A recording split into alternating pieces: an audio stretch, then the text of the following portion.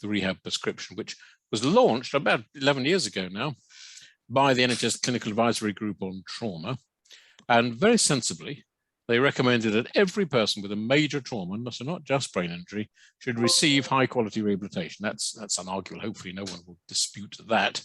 But of course, in the NHS, people do receive some early rehabilitation, but sadly, because of the constraints on the NHS, and more particularly recently with COVID, of course, people after serious trauma are often moved on from the acute setting quite quickly, either to home, sometimes inappropriately, or to often private neurorehab facilities around the country, not often to NHS rehab facilities, except in those first few weeks.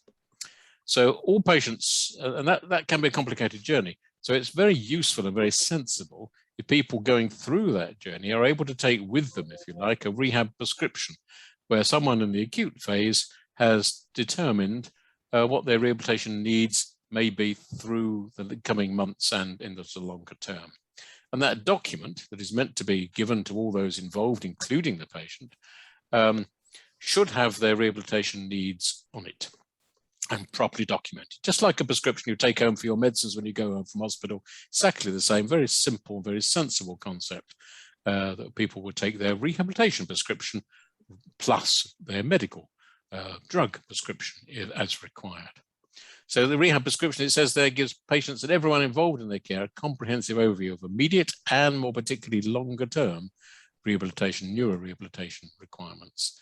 It acts as a guide to navigate for them the complexity of the disability, which often can be very confusing and very complicated, sometimes involving a whole range of different people and specialists and in a range of different settings. So having one document that everyone can contribute to guide people through that is a great idea. I don't think anyone would doubt that. There actually, may not know, there are two types of prescription. The standard prescription, as it's called, which is designed for lower level rehab requirements. I don't mean that rudely to the patients involved, because these people can still have significant disruptive trauma with major disruption to their quality of life and their standard of life. But there's a specialist rehab prescription for those with the more complicated end of the spectrum, more complex needs. And that specialist prescription will apply usually to anyone with the level 1 and 2 inpatient rehabilitation. So that's right at the most complicated end, those people that need highly specialist multidisciplinary input. And that prescription has to be completed by a consultant in rehabilitation medicine, whereas the standard rehab prescription need not to be done by the senior doctor. So there's two prescriptions, and we can talk about both tonight. I think we'll probably be focusing on the specialist one, but not exclusively. So this very briefly is, what does it involve? Well, basically it's just a description of what happened and what the impairments and the disability and the handicap is, but in both in a descriptive free text, but also in terms of properly categorized scales.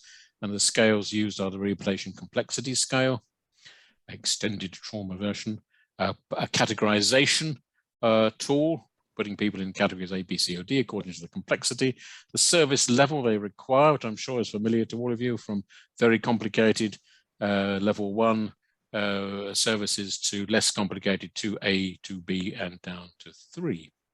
And it will provide other key information for the person going along that route, such as their own wishes and their family's wishes and any potential barriers to discharge, whether they've got family, whether they live in a flat or a bungalow, whether it's accessible or not accessible, etc., etc. And without going through that bullet point list on the right, it will include, of course, what's initially, what sort of therapy looks to be required, whether it be physio or speech and language or occupational therapy. Anything else that's physically important, such as continence and wound management, whether it's PEG tube and other nutritional supplementation, whether it's a catheter, but also, of course, other physical requirements such as orthoses and prostheses, medication, but as importantly, psychological and social needs, psychology reports, perhaps on your psychology reports, and any view of people as they go through the process of any external help they need, such as environmental controls and assistive technology, wheelchairs, mobility devices, etc. So for those of you in rehabilitation medicine, it's really a full comprehensive assessment that is put down on paper. It can be adjusted, of course. It's not set on day one.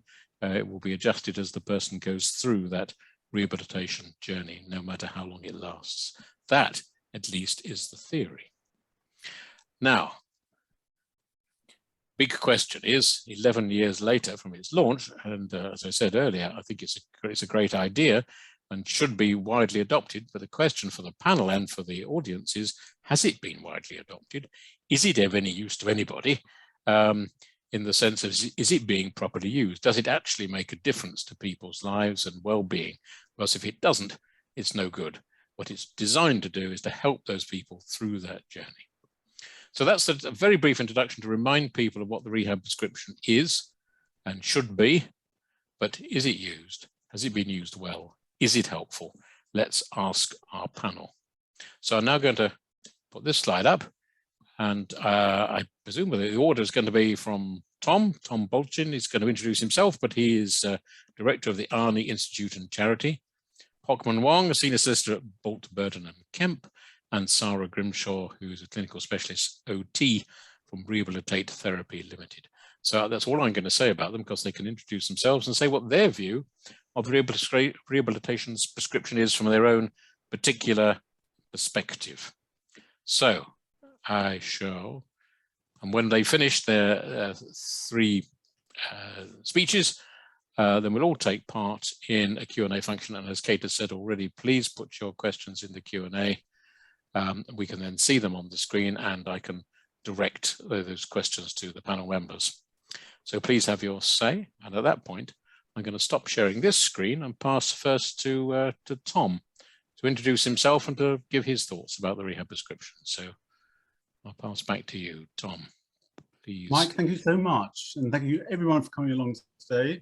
It's a little bit of a late one, but we thank you so much. And Mike, thank you. And all the administrators behind the scenes. You make it, the kind of things what they are. And this is, I think, the first one of these. Is that all right, Mike? I believe it is. Yes, yes, that's right. So we hope we'll put more of these on different aspects of neurorehabilitation over the coming months. Yes, thanks, Tom. I'm Tom Bolchin, and I run Arnie, Action for Rehabilitation from Neurological Injury. We are now in our 20th year of serving, helping stroke survivors. It's a charity as well, a charity and an institute. And we mainly deal with stroke survivors. The neurological aspect comes that we help patients with other kinds of brain injuries as well, but really our specialization is stroke. I myself am a stroke survivor, and a very successful one too. I was paralyzed down with a stroke there. You can see the neat scar there now. I had hemorrhagic stroke and I was paralyzed down that side, of course. I have suffered very significant limitations, but worked my way through them. And this hand works just as well as this hand works now. I used strength and power, assist us get through those, martial arts, even DJing, Mike, you know. Anyway. Well, I look forward to seeing you doing some DJing at some point. I'll send you a CD. It's pretty rubbish by now. As far as the rehab prescriptions is concerned, well, as Mike has rightly noted, the rehab prescription has no real value if the individual with an ABI or their GP doesn't receive a copy. If both parties don't know what rehab is preferably required, then no access to services needed can be planned or implemented. There's actually an acknowledgement in my field, clinically and in the community, that the use of rehab prescriptions haven't even been explored as yet, you know. And actually, even now, senior clinical therapists around the country have only heard rumours about them being created. They're not clear on what form these would take. And I'll expand on this in a bit. Hockman, over to you. Thank you, Tom, and thank you everyone for joining us this evening. My name is Hockman Wong. I'm a specialist brain injury solicitor. I act for people who have suffered a brain injury as a result of something going wrong, no matter what the cause. I help my clients get compensation and the things that they need. As Mike has pointed out, rehab prescriptions are a great idea. I think they are a wonderful document. It's great to have a one-stop passport to all of the key information to plan and make rehabilitation happen. It's great for patients so that they have everything in one place. They have less paperwork, they can take it with them. And this is especially the case as these are people who have suffered a serious injury. I mean, they have enough on their plates already to worry about carrying around every single discharge summary from their various specialists. Yeah. From a lawyer's point of view, a rehab prescription is also a great document. It allows people without clinical expertise to quickly assess injuries and rehabilitation needs, which is great for me. I'm a claimant solicitor, so the document would be really useful for me to agree and obtain funding for early treatment with the defendants. I think a rehab prescription as an objective document would narrow the issues between claimant and defendant solicitors, and hopefully it would give us less to argue about and help us work together better so that a claim would run smoother and faster. So yeah, a rehab prescription is a great idea. It would be a great thing, but in practice, it's not something that I've ever come across in any of my clients' records. And I've also asked my colleagues in my department, and they've also never seen a rehab prescription in their clients' records. So I think it's a missed opportunity at a really useful document that would help patients, therapists, and lawyers. Thank you, Hockman. Sarah, do you want to have a few introductory words? Yes, I'm Sarah Grimshaw. I'm a clinical specialist occupational therapist, currently full-time in the independent sector. But just going back to 2010 when rehabilitation prescriptions first came out, I was actually working in the NHS within a community neuro team, and it was sort of the next best thing to single assessment process. So that rehab prescription would follow that person out. It would already start to explore what issues there were physically, cognitively and psychosocially for that person, but also start to explore what that person wanted from their rehabilitation.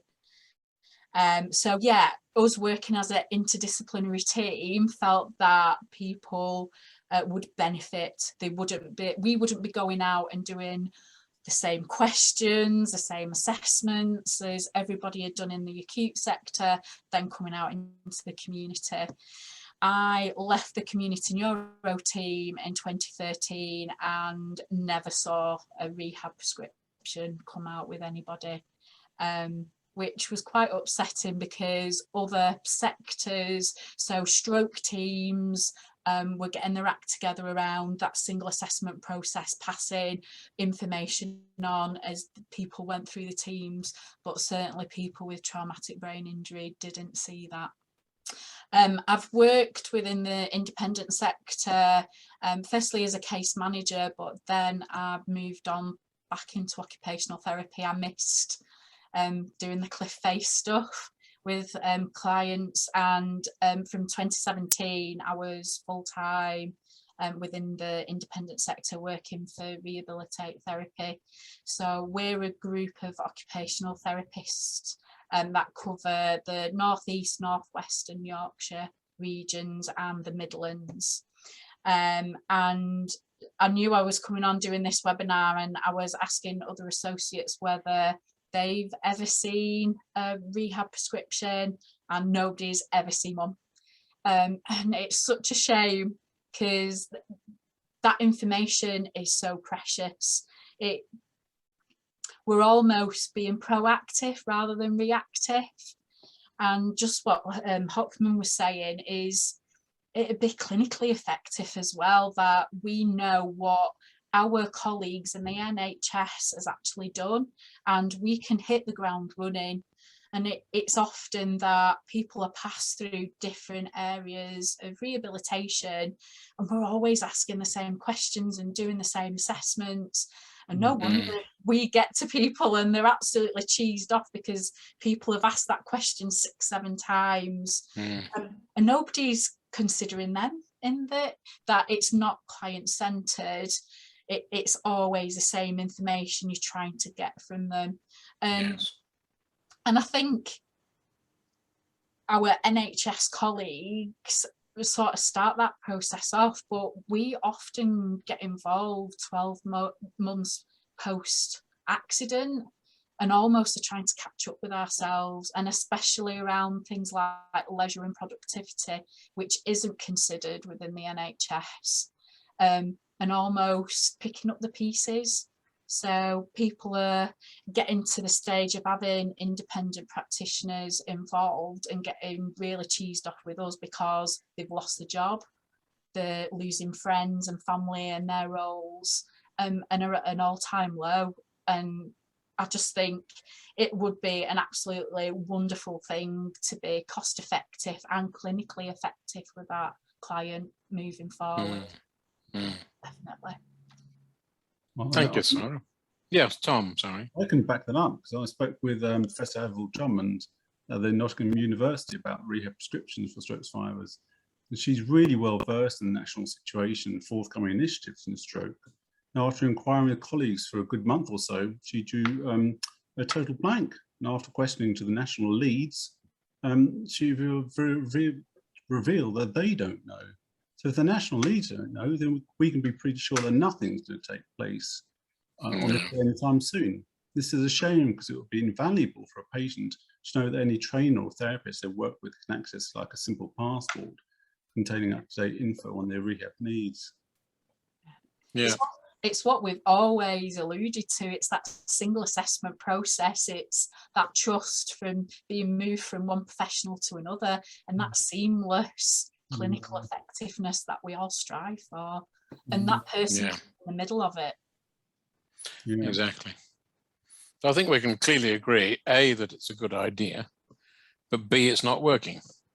If this panel and others you've asked have not heard of it, and there's a note here on the chat from Emma in Yorkshire, who's a stroke survivor, she's heard of it as well. So I think without doing a sort of informal poll, we can say that it's now, I think you could probably go as far as say it's fallen into disuse, really. It was a great idea that never materialized. If I remember rightly, in the early days, and maybe on the chat people can correct me, that the trusts, the acute trusts, were given a financial incentive for actually doing it, which is a sad reflection that somebody thought that doctors needed a financial, I don't think personally, but the trust was able to charge an extra sum for completing the rehab prescription. I'm sure that's right from memory. I say people can correct me. But as I say, it's sad that that was required. But even if that's required, that's fallen into disrepute or disrepair or whatever the word is anyway. So maybe the question is not, do we need one? It's how can we make sure it's actually done? What can we do? And I think I would say it's not, it should be the responsibility of the first rehab team in the acute hospital. But if they don't do it for whatever reason, there's nothing to stop the next team down doing it and passing it on. The problem is higher than that, though, Mike, because if you know the top, even the senior clinicians and academics and the stroke leads, if they're not mandating, if they're not even creating forms, that the requirement for a prescription is getting through all those in my area anyway, in stroke, they don't seem to know who's responsible for writing their performance.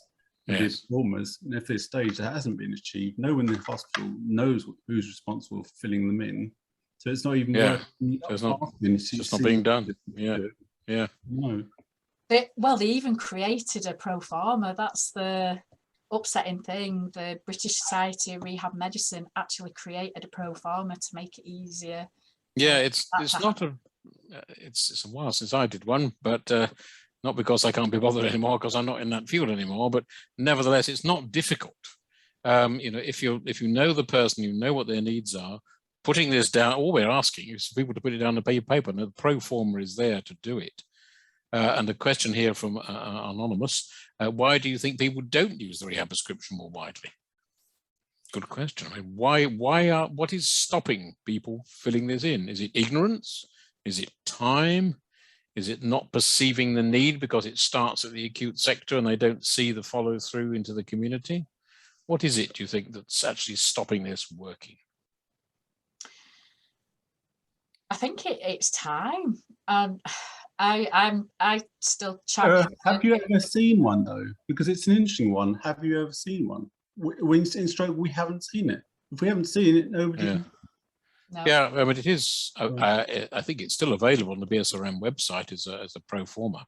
I have seen in the early days, going back a decade now, I did see some when people came to our post-acute rehab facility in Birmingham, Hunters Moor. Perhaps less than 10%. I couldn't think of a number, but certainly less than 10% came with it. And now it seems that number, that 10%, is probably down to near 0%. So it has fallen into disuse. And also, acute's become very acute. It's about shifting people through the process. So Yes. have our colleagues in the NHS acute system got the time to fill them in? Well, yeah, they might not, but I think it's a pretty poor excuse if they don't, because it's part of what they should be doing for their patients, basically. So, Sorry, Hockman, I cut you off. I was going to say that in preparation for this webinar, I did have a look at the pro forma, and it doesn't look very onerous. No, it's not. I wanted to ask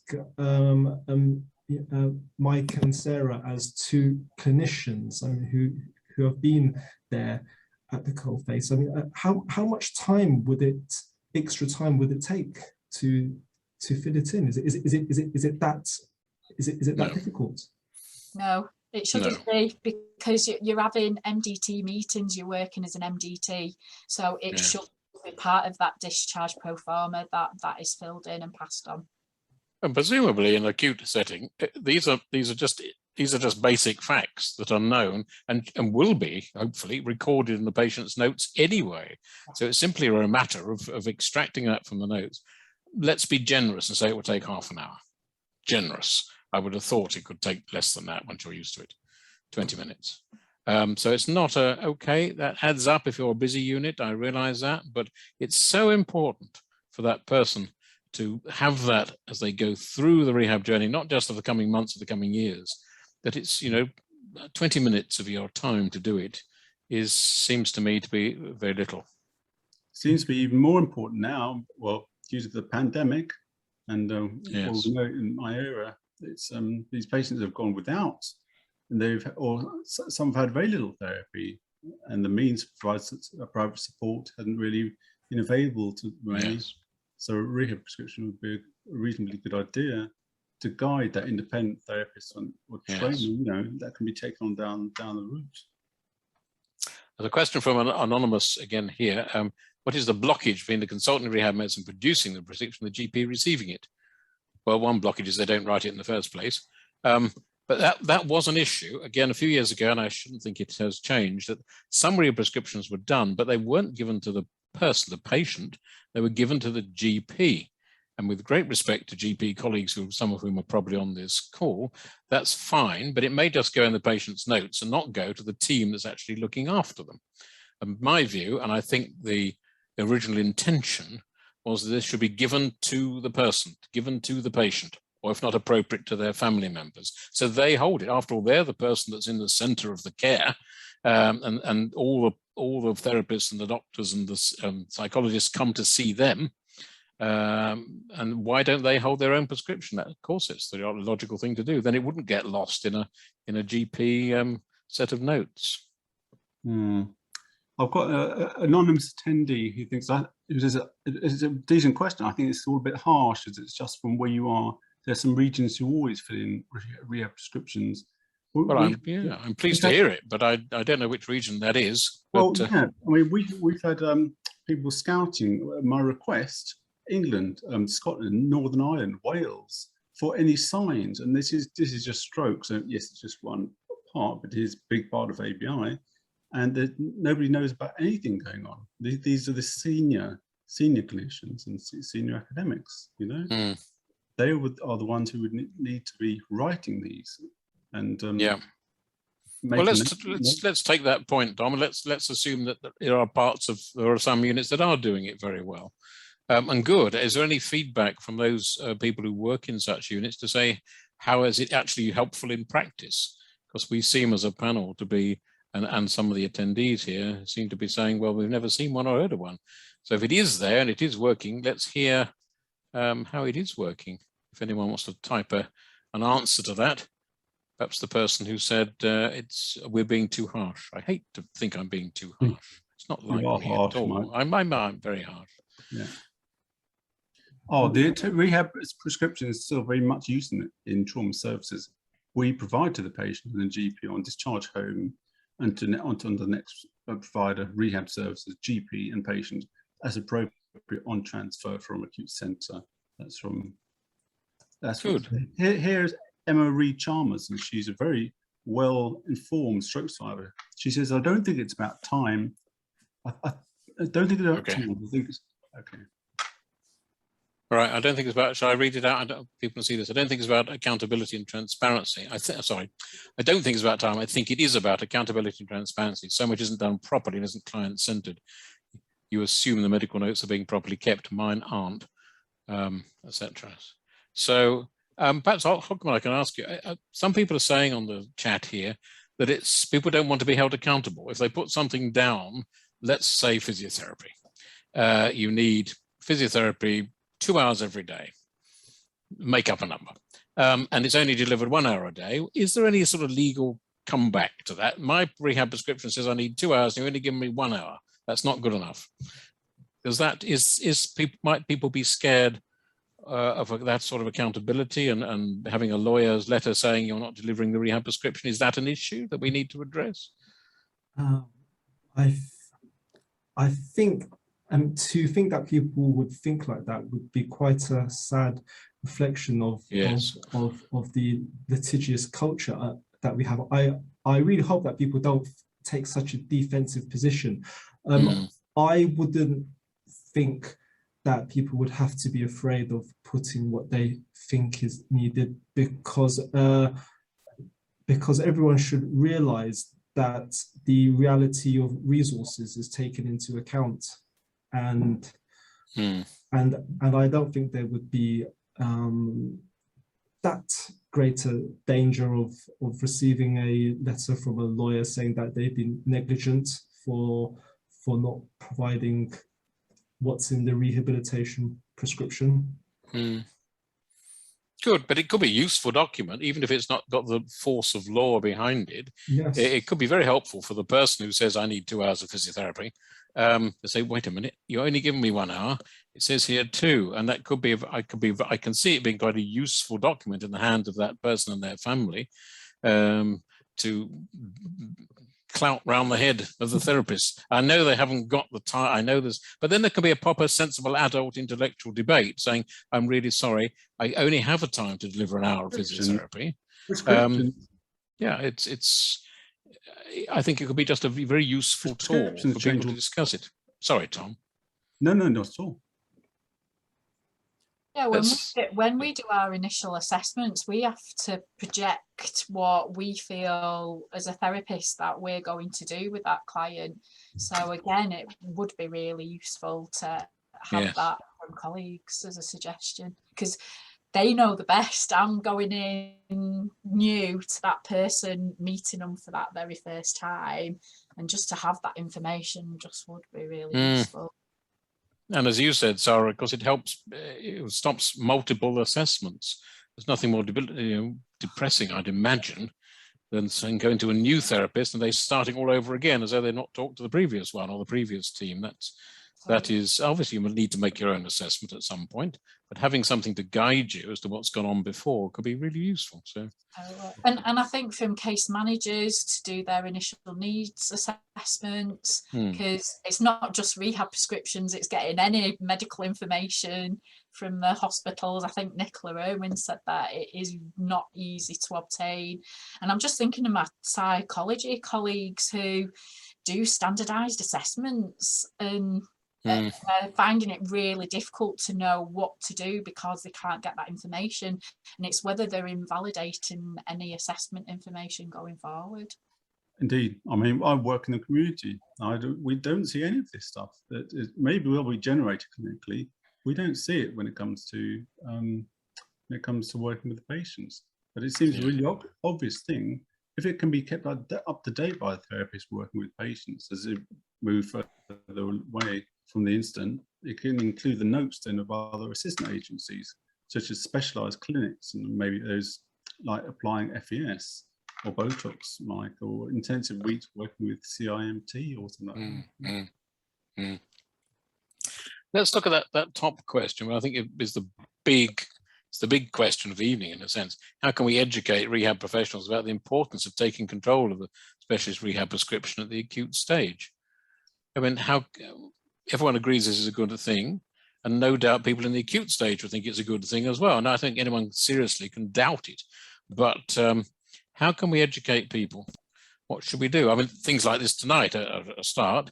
Should it be a particular body? Should it be the BSRM that was partly instrumental in initiating it in the first place? Not totally, but partly. Should they write letters to the acute hospitals and all the consultants in rehab medicine? Do they need reminding about it? How do we actually go about making sure this actually happens? What can we do? Let's assume it's nice to hear that it's working in some parts of the country. If it is, that's great. Let's assume it's not working in most parts of the country. What can we actually do? Who should do it? And how can we say, get on with this, for heaven's sake, it's not difficult? Can I answer this one, Mike? Yeah. I think in specialisms, maybe even wider specialisms, the great and the good should get together and discuss exactly what we mean by rehab prescription. So I don't think that the terms are particularly useful. Some may say they're really useful, but tying down exactly what they mean may be a really good idea. Then mandate the creations and the use of the substitute performer. So I know people can find it, but I don't think people generally know where to find it or that it's available. Yes. You know, then so that can be moved on down the line. It would be interesting to hear from any medical professionals in the audience how they would react if it was mandated. You know, if you had to. I mean, would they be put off by that, or would they comply? It'd be really interesting to get that a clinical coalface point of view. Yeah. Generally, mandating to doctors doesn't usually work very well. Awkward bunch, aren't we? Tell us what to do and we do the opposite. I shouldn't criticize my own profession, should I, publicly? But why not? I think that's generally true. I think, and again, people put on the chat, it was mandated at first. I'm sure it was mandated at first, but it obviously clearly hasn't been since. So my suggestion, and feel free to argue with it, is that a body that, as we're talking about, let's talk about the specialist prescription, which needs to be completed by a consultant. Otherwise, we're having to address it across a whole panoply of therapy and rehabilitation professionals. If it's got to be completed by a consultant, why doesn't the British Society of Rehab Medicine write to all their consultants, and it's mainly their consultants that are involved in rehabilitation, not exclusively, but mainly, and say, don't forget this, here's the template in case you've forgotten about it, fill it in. So that's what teeth does it have? I mean, it does need to have some teeth, you know? I don't think it has any teeth in the sense of, I think it's just a helpful guide. I think it doesn't have formalized teeth that we've heard from Hockman. It's not it can't be perhaps pushed legally. But I think it's just a very useful and sensible document. There's something here from Mohammed. Hi, we've found the main issue is implementation of the rehab prescription and the carry over any recommendations in the community and getting feedback at the clinic follow-ups. Yeah, it's implementing and doing it. But as we said, I don't think we should not put in the prescription what is needed or because it might not be available. That's a fundamental thing. We never know what services we're missing unless we say what's needed and then can compare what's needed with what's available. So if some people aren't writing it down because they say, well, there's no point me putting 2 hours of physiotherapy example. There's no point putting that down because there's no way they're going to get it. That's not a reason not to put it down. In fact, I think it's a reason to put it down. Yes. Yes, I mean, there may be alternative means to find treatment. It could be private health insurance, or maybe if there's a legal claim, just because, yeah, there could be other means to get that treatment. Some treatment doesn't have to be a very high price. You know, we've got Peter Bocconi, who's come in on the chat saying, why would GPs not cooperate with institutes like Arnie? Yeah. PT and O. Peter is one of the Arnie Institute. He's a senior trainer, institute trainer, and he's got a good point, because it could be 55 £55 per hour session. You know, it's not, yes, that might be one time per week, but that may not be a bank buster for people. You know. Yeah. So to know that that's carrying on through the longer term, being recorded, and having somebody to record that all the way from clinic right out in the community. That's good stuff. The top question is, can someone explain how a patient can advocate for getting that prescription? Would they need to go via a case manager, or can anyone request one? I would suggest anyone can request one. If you're a patient or a family member of a patient who hasn't got one, I would suggest go and demand one to whoever that is, whether that be the case manager or through to the consultant or through to a senior therapist or whatever it is. So I think this is a good idea. I want one so I can take it through my journey with me. So I'm advocating for patient revolution. Take charge.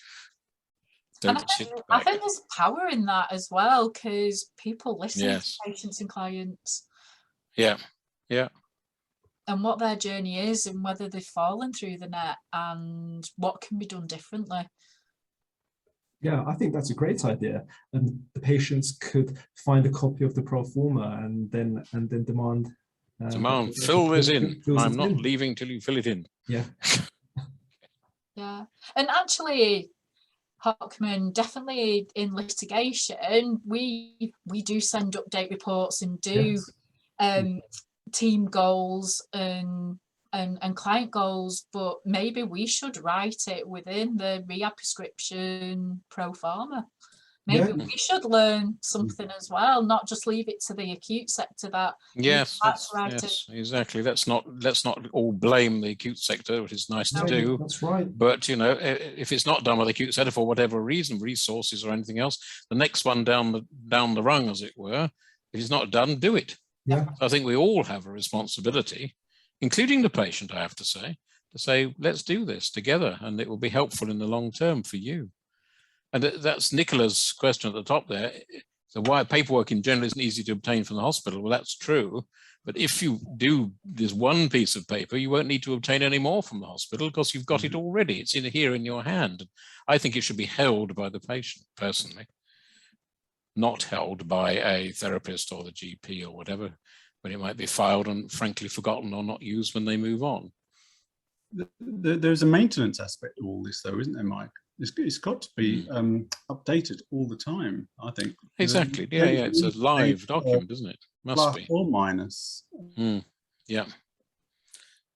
So let's look at the next question. Given the lack of use, this is something to be raised through the peer leadership network within NHS, which is centered around lived experience improving NHS for everyone.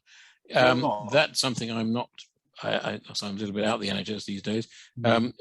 What someone can explain that to me? Can any of the panel say what the peer leadership network is? That a suitable forum for raising this issue? Silence. People don't know about the peer leadership network, clearly. Is that something for clients and patients to raise issues? And I honestly don't know. So if anyone does know, we'll come back to that point maybe. If anyone wants to, anyone out there who's more educated than I am, certainly about peer leadership networks, drop us a quick note into the chat room and you can educate us. Do the panel think if we all had one agreed national document, there will be increased use? Well, in a sense, we have got an agreed national document, the original rehab prescription.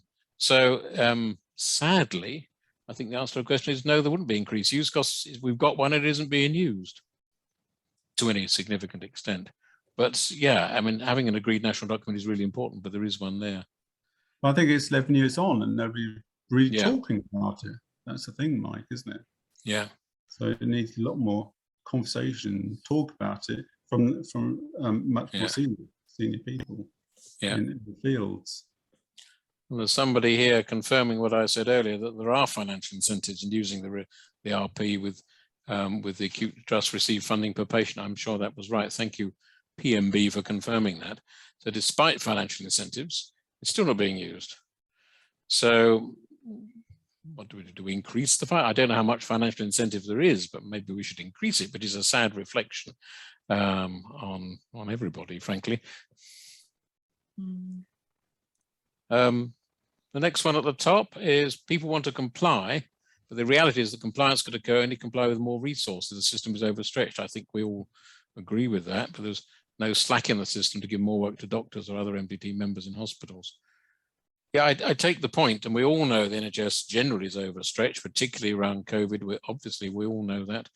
But yeah, I think it comes back to that point we said earlier. Let's not, if there's people not putting things down because they know it won't be delivered, I don't think that's a reason not to put it down. Otherwise, we'll never get those resources that we're arguing for, and people still should argue for. So I would differ with that point. I think we should put down what we as professionals really think is needed for that individual, regardless, even if we know for certain it's not going to be delivered, like speech therapy, for example. If we know in that particular patch of the community they're not going to get speech therapy, there's not a reason not to put it down, I don't think. As long as it's just a sensible discussion with the patient, I'm going to put this down, but I think you're going to struggle to get it. And if you treat the patient like you want to be treated yourself, just be honest. Right. I think if it isn't initiated at the really acute level, then there's nothing to move on. We just desperately need that in the community. Yeah. Otherwise, we're just getting the same things all over again, just as Sarah said earlier on. It's not difficult for us to get, but it does make life harder for the stroke survivors and the other survivors who really want assistance now without having to collect data from the GPs. They're finding it hard to give data at the moment. They're charging £30, 40, 50 pounds, some of them. Some of them are just not doing it at all. So I mean, that's just for a GP fit note exercise. Let's look at these other questions. I think we've addressed Peter's one, why would GPs not cooperate? I think we've dealt with that one. GPs should cooperate. Mohammed said it should have the same status as completing the discharge summary at discharge. Absolutely. Because everyone does get a discharge summary. So, some piece of paper is being completed. You don't leave hospital without a discharge summary being sent to the GP. And it's not much more of a step. It could be used as the discharge summary. And just photocopy that to the GP and give the other copy to the patients. The appropriate individual trust can mandate it. Yes, they can. So that's one thing we can do. Emma Reed Chalmers, I think this is the LIVE scheme we mentioned earlier. It's a scheme for those of us with lived experience to engage and involve the NHS. It's a free accredited course. Since I am one, I will reflect back. Thank you, Emma. I didn't know that. Emma's the star. We like Emma. Yeah. Emma's disappeared quickly. Kate's booting them out very fast when we ask them. What have we got next? PMB, given the increased use of the NHS app following the pandemic, surely the rehab prescription could be made available for patients on that, so there could be a power to request the recommended treatment via their GP. That's a great idea, PMB. These days, I think 11 years ago, maybe apps weren't so widely used, and it was a piece of paper that followed the person around, or meant to. It would be a lovely idea to put that in the part of the NHS app, or there's a rehab prescription app. It's not difficult to do that, and then you really would have it, and you can share it and email it to people, and then we could add to it, definitely. You can add to it online, and it'd be a live, easily completed document, rather than risk having a bit of paper floating off somewhere. So that's a great idea. Yeah. Kate would like to answer this question live. Maybe that means us, Tom. That's a note from Kate to us that we need to answer it live, not Kate. Emma, again, my community physician wouldn't be accountable at all. It would be a brilliant document to raise standards of provision within the system. I think that's absolutely right, Emma. I think we all would agree with that. Emma, you're doing a lot of the talking here, which is great. That's not a criticism. It's good to see us interacting. So also the document ensures therapists stayed up to date as the range of professionals involved would raise everyone's ideas. Absolutely right. Again, that'd be a really good idea. Yeah. I agree with you, Emma. And next one from Emma is peer leadership also dovetails with personalized healthcare budgets, which have been available since 2019, and legislative right. Seems to me that this will work well with it, as PHB gives client the funds along with Rehab prescription would endorse clients being able to choose and access what they need and is recommended for them. Again, absolutely good point. Emma, thank you. I'd like to know, Emma, about funds given with this scheme. How much is given? Is it dependent on the seriousness of case or requirement for need? What is it? Yeah, it was developed around people having healthcare budgets for what they needed within health and social care. So it's individualised, so they get what they need at the right time. So yes, it would fit really well into personal healthcare budgets. Okay, good. Good, thank you. I think we've answered the top one, Kate, as well. Any other questions before we sort of try and not bring this to conclusion? We've got 8 or 9 minutes if we need it. For the moment, well, let's have a think. I think what we've discussed is A, that it's a great idea, or was a great idea 10 years ago. It still is a great idea. It's not being followed through at the moment, generally speaking, although we heard that perhaps 1 or 2 parts of the country are doing this, which is good. We all think everyone has a responsibility to complete it. I think we thought but it's not working if it's mandated. So I think we thought that maybe some of the influential bodies, perhaps like the British Society of Rehab Medicine or others, could write to the consultants to say, don't forget the rehab prescription. Here's a pro forma. Please fill it in and make sure you do, and remind people what the incentives are, and to state the obvious about how it will be useful for the patient to be. And maybe we all need to take responsibility. You know, maybe if I'll pick on Tom, because I haven't picked on him for a while. Maybe when you see a patient through Arnie, you should say, Tom, where's your rehab prescription? And if it's not there, do one. And likewise, any, you know, and Sarah the same. Or Hockman, when you see someone from a legal point of view, you say, where's the rehab prescription? And write out to say, you know, people don't like letters from lawyers, do they? They might actually do it if you write. So maybe we should give you the job of writing to every consultant in the country, saying you've got to complete this. But I think it's a responsibility of all of us to make sure, if we think it's a good idea, to make sure it actually happens and persuade at any stage. If it's not there, let's do it. And I would include the NRC clinical practice people there, because those consultants in NRC clinical practice, when that gets properly going, will be seeing the patients in the long term. Maybe we should be part of our NRC medical experts clinical practice guidance, if you like, to our doctors. You must have a rehab prescription. I know Ed's on the call here. Mike, there is one point about this, which is the GDPR point about information sharing. So I know I can write to some of my senior clinical colleagues and ask them, well, did you see this patient in your institute? So, for instance, Professor Nick Ward at the Queen's Square, he would tell me, yes, we did, but we can't, of course, discuss exactly what was done with him or her. You see what I mean? So it would be, it's still trying to get information directly from the patient and then backing up with little bits from their GP, you know. And some GT, surely though, I mean, Hockman can advise us here, is probably, you know, surely if the patient is given permission for this information to be circulated, that's all right. You don't have to worry about GDPR, do we, in those circumstances? That's correct. You can give authority to anyone to share information with someone else. Yeah, yeah. Yeah, that could be something else people are hiding behind. We've got 3 more questions here, so let's have a look at them because we've got another 6 minutes. There's a whole scheme, a set of criteria set out in legislation, but huge problem, local CCG deciding to impose local criteria and undermining it. Yep. Did it get lost in the 2012 legislation? So time resurrected under, is it time for it to be resurrected? I think that means under new legislation.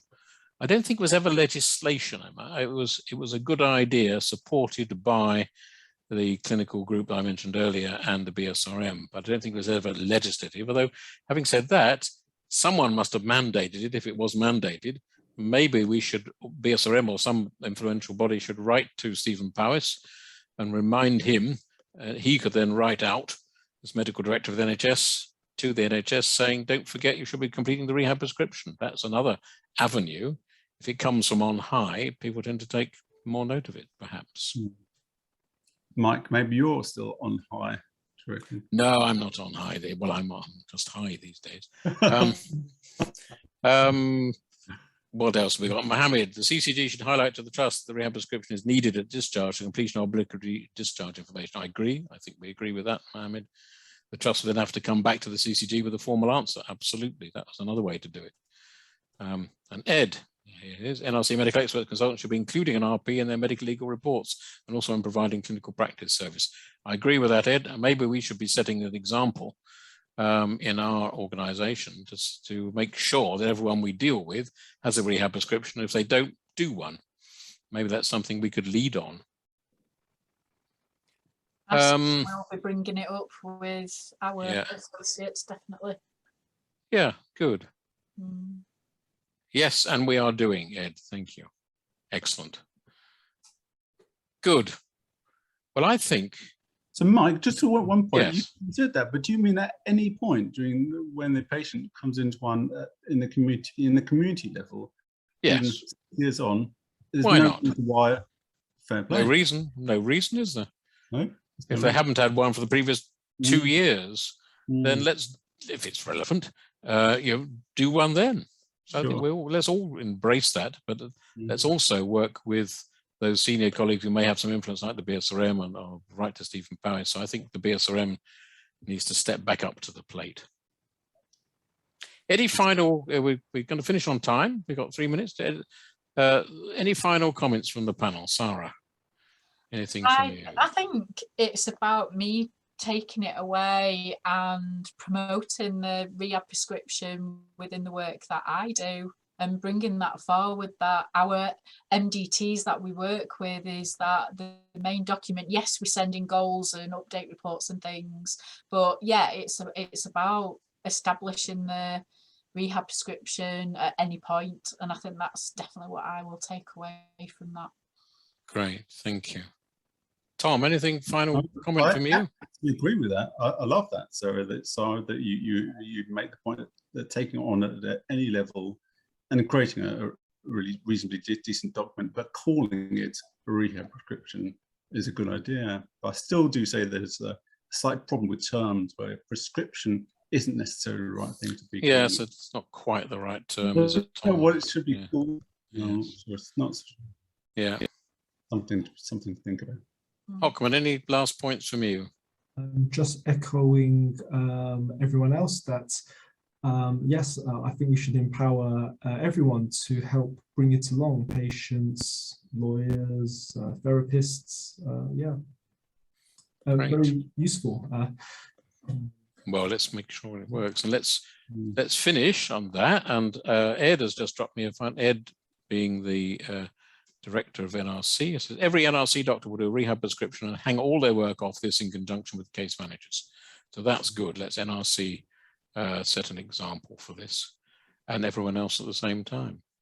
So I'm going to stop then because it's 18:59. I don't often finish exactly on time. That's more by luck than judgment, I think. So thank you all for being there. We've had a good debate. We know what to do. What we need to do is do this again in a year's time and reconvene and see if actually what we've said and done here has made a blind bit of difference. I hope it is, and because I think it's a really useful document. And thank you all for taking part in this. hopefully we'll do some more NRC and NR Times webinars. Can I just thank the panelists? Can I thank Kate and NRC medical experts and NR Times for sorting this out and supporting it, and Kate for doing a lot of the work behind the scenes. And for that, it's exactly 7 o'clock. And I wish you all a good evening.